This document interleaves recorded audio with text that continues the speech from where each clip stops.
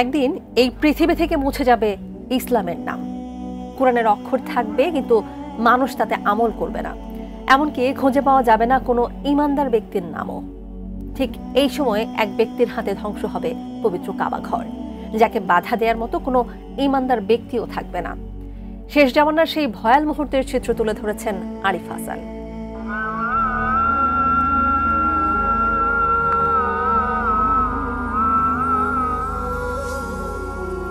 বিশ্ব ইতিহাসে কাবা শরীফ কেবল একটি স্থাপনা নয়, এটি মুসলিম উম্মার হৃদয়ের কেন্দ্রবিন্দু, ঐক্যের প্রতীক এবং নবুয়তের ধারাবাহিকতার সাক্ষ্য।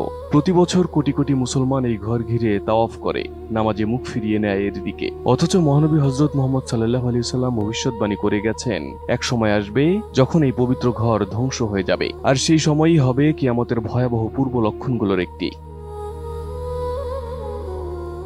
সহিহ বুখারীর হাদিসে বর্ণিত আছে, রাসূলুল্লাহ সাল্লাল্লাহু আলাইহি ওয়াসাল্লাম বলেছেন, যখন কাবাঘর ধ্বংস হবে তখন কিয়ামত খুব কাছাকাছি চলে আসবে। অর্থাৎ কিয়ামতের বড় আলামতগুলো যেমন ইমাম মাহদীর আগমন, দাজ্জালের আবির্ভাব, হযরত ঈসা আলাইহিস সালামের আগমন, ইয়াজুজ মাজুজের ফিতনা, এসব ঘটনার পরেই কাবা ধ্বংসের মর্মান্তিক ঘটনা সংঘটিত হবে।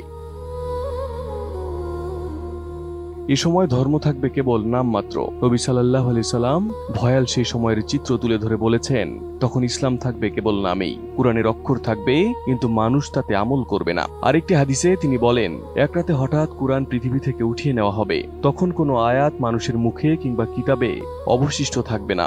অর্থাৎ দুনিয়া থেকে ইসলামের আলো নিভে যাবে, পৃথিবী অন্ধকারে ঢেকে যাবে। মানুষ কাবাকে আর আল্লাহর ঘর হিসেবে নয়, বরং কেবল একটি প্রাচীন স্থাপত্য হিসেবে দেখবে। হজ বন্ধ হয়ে যাবে, তাওয়াফ থেমে যাবে এবং মক্কা মদিনা জনশূন্য হয়ে পড়বে।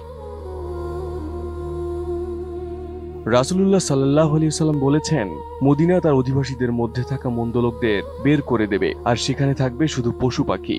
অর্থাৎ ভালো মানুষ বা ঈমানদার কেউ অবশিষ্ট থাকবে না। ইসলামের প্রভাব তখন সম্পূর্ণ বিলুপ্ত হবে পৃথিবী থেকে, আর এরপরেই ঘটবে সেই ভয়াবহ দৃশ্য।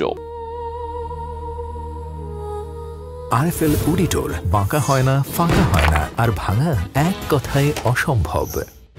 হাদিসে এসেছে, একজন আবিসিনিয়ান অর্থাৎ ইথিওপীয় ব্যক্তির হাতে ধ্বংস হবে কাবাঘর, যার নাম হবে জুসুইয়া কাতাইন। সে হবে কালো, তার পা হবে পাতলা বিশিষ্ট। ওই ব্যক্তি আফ্রিকার দিক থেকে আগত কালো বর্ণের হবে। সে একে একে কাবার ইট পাথর ও অলংকার খুলে ফেলবে, যেন এই ঘরটি কখনো ছিলই না। তখন তাকে থামানোর মতো কোনো ইমানদার মুসলমান থাকবে না। ইতিহাসে কাবাঘর একাধিকবার ক্ষতিগ্রস্ত হয়েছে, কিন্তু কখনো সম্পূর্ণ ধ্বংস হয়নি। ইবনে জুবায়ের ও হাজ্জাজ বিন ইউসুফের যুদ্ধের সময় 683 খ্রিস্টাব্দে কাবা ক্ষতিগ্রস্ত হয়। আব্বাসীয় যুগে আগুন ও বন্যায় আংশিক ধ্বংস হয়, কিন্তু প্রতিবারই মুসলমানদের ঐক্য ও ভালোবাসায় তা পুনর্নির্মিত হয়েছে। তবে শেষ জামানায় ধ্বংস হবে চূড়ান্ত, তখন আর কেউ পুনর্নির্মাণের শক্তি বা ঈমান রাখবে না। কাবার ধ্বংস কিয়ামতের শেষ সূচকগুলোর একটি। এর পরপরই ঘটবে ভয়াবহ প্রাকৃতিক বিপর্যয়। মানুষের হৃদয় থেকে শান্তি বিলীন হবে, সূর্য পশ্চিম থেকে উঠবে এবং পৃথিবীতে ধ্বনিত হবে কিয়ামতের চূড়ান্ত আহ্বান।